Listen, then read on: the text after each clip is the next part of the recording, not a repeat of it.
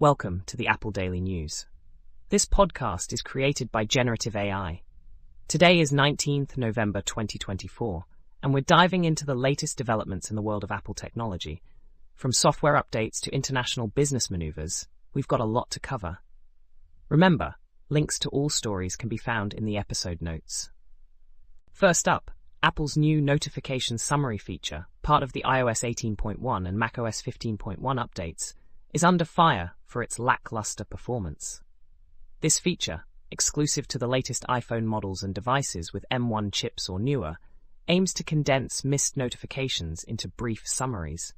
However, users report that these summaries often miss the mark, leading to bizarre and sometimes humorous interpretations. The feature struggles particularly with casual conversations and group chats, while performing slightly better with emails. Critics suggest that Apple's summarization approach might be too ambitious, attempting to condense too much information without adequate context. There's hope for improvement with better language models, but a fundamental redesign might be necessary. Next, we delve into Apple's complex relationship with China. As Apple navigates China's stringent AI regulations, the company faces a dilemma: comply with government demands or risk losing access to a crucial market.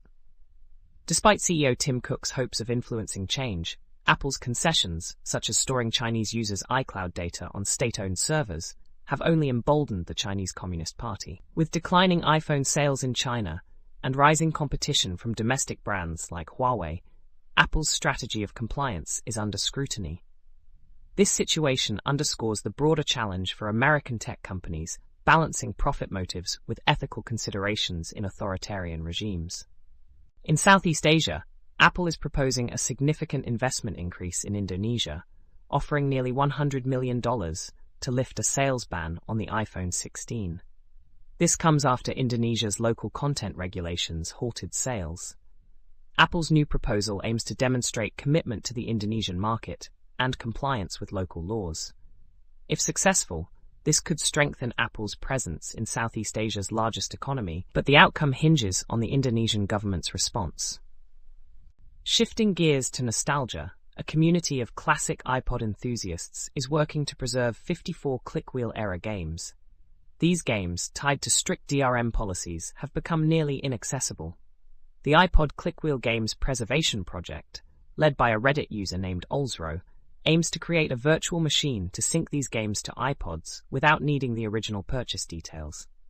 While they've successfully preserved 47 games, the project faces a potential time limit if Apple's iTunes reauthorization servers shut down. On the technical side, a kernel panic issue has been reported on macOS 15.1 with the 2024 MacBook Pro M4 when using the YJet feature in Ruby. This panic occurs during network access, and the Ruby core team suggests it may be a kernel bug. Users are encouraged to report this issue to Apple, as it affects multiple applications. Reflecting on history, a 1987 interview with former Apple CEO John Sculley reveals his vision for the company and personal computing. Sculley emphasized innovation and the creation of new markets, predicting a shift towards user-centric systems. His insights highlight the importance of empowering individuals with technology, a philosophy that continues to influence Apple's strategy today. In a recent interview, Apple executives Tim Millett and Tom Boger discussed the evolution of Apple's silicon, particularly the M1 chips. A pivotal decision in 2017 to adapt the neural engine for AI laid the groundwork for Apple's advancements in AI technologies. This foresight allowed Apple to integrate AI capabilities across its devices, demonstrating the company's commitment to staying ahead of technological trends. Lastly, the integration of Apple's Globe Key into QMK-powered mechanical keyboards is gaining traction. With the macOS Sequoia update, the Globe Key enhances productivity by managing windows more efficiently. For non-Apple keyboards, users can add this functionality through custom QMK firmware, expanding the utility of this feature beyond Apple's own hardware. That's all for today's episode of the Apple Daily News. We hope you found these insights into Apple's latest developments both informative and engaging. Be sure to check the episode notes for links to all the stories we've covered. Join us again tomorrow for more updates from the world of Apple technology. Until then, stay curious and keep exploring.